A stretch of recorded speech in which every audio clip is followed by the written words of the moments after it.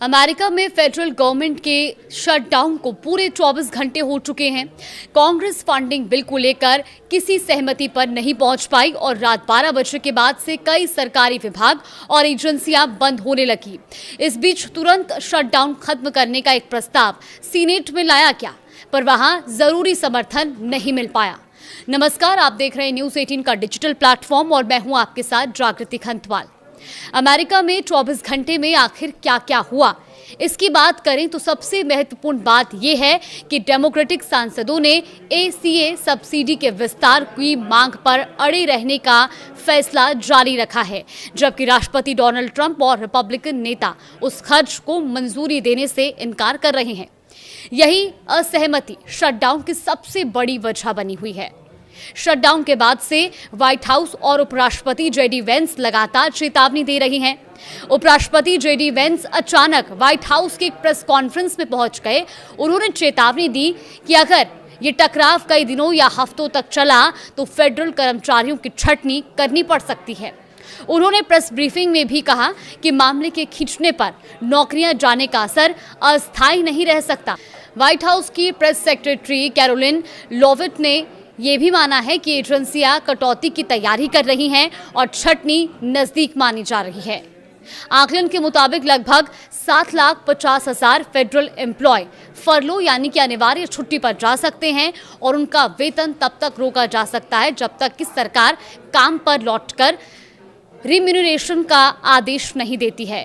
कई आवश्यक कर्मचारी जैसे कि सैन्यकर्मी, एयर ट्रैफिक कंट्रोलर और बॉर्डर एजेंट ड्यूटी करते रहेंगे, पर वो कुछ समय के लिए बिना वेतन के काम कर सकते हैं। हालांकि शटडाउन को लेकर FBI एजेंट्स एसोसिएशन और अन्य सुरक्षा समूहों ने चेतावनी दी कि इससे जांच, निगरानी और फॉरेंसिक कार्य प्रभावित हो सकते हैं। उनका ये भी कहना है कि संसाधन कम होने से आतंकवाद, ड्रग तस्करी और साइबर खतरों से निपटना भी मुश्किल होगा। इसीलिए कई शीर्ष सुरक्षा अधिकारी और संघों ने शटडाउन को राष्ट्रीय सुरक्षा का मसला करार दिया है। ट्रंप ने शटडाउन को एक मौका बताया। वो डेमोक्रेटिक प्रोजेक्ट्स और सरकारी खर्च कटौती कर सकेंगे, तो वहीं विपक्ष ने रिपब्लिकनों पर आरोप लगाया कि वो ही इस संकट के जिम्मेदार हैं।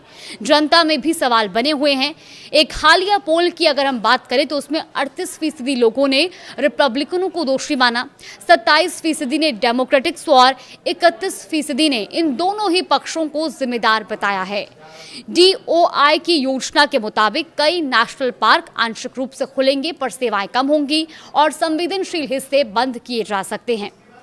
कुछ राज्य ऐसे हैं जो अपने स्तर पर सहायता देने की पेशकश भी कर रहे हैं, पर कई पार्कों के लिए रेंजर स्टाफ की कमी और सुरक्षा चिंताएं भी बढ़ गई हैं। तो वहीं न्यूयॉर्क की गवर्नर कैथी हॉकुल ने कहा कि वो इस बार राज्य का पैसा इस्तेमाल करके स्टैचू ऑफ लिबर्टी को खुला नहीं रखेंगे।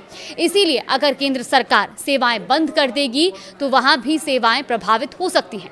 हालांकि ये खुला जरूर रहेगा। नेशनल गार्ड के कुछ हिस्से जिन्हें पोलैंड और अन्य शहरों में तैनात किया जा सकता है, वो ड्यूटी पर रिपोर्ट करेंगे, पर उनकी तनख्वाह शटडाउन खत्म होने तक रोकी जा सकती है। यानी वो काम करेंगे पर उन्हें पेमेंट देरी से मिलेगी। DHS का कहना है कि जटिल वित्तीय कामों के बीच में CPB यानी कि custom and border protection tariff revenue बटोरना जारी रखेगा, ताकि व्यापार और सीमा प्रक्रियाओं में पूरी तरह से रुकावट ना आए। हालांकि स्टाफ की कमी से ये प्रक्रियाएं धीमी जरूर हो सकती हैं। कांग्रेस के दोनों सदन आगे बहस करेंगे, पर सीनेट में 60 वोट चाहिए थे, जो इस बार नहीं जुट पा रहे। अगर डील नहीं बनी तो शटडाउन लंबा चल सकता है और इसका असर महीनों तक देखने के लिए मिलेगा, जिससे सीधा सीधा असर लोगों की सैलरी में देरी, सरकारी सेवाओं में कटौती और राष्ट्रीय सुरक्षा कार्रवाइयों पर दबाव होगा।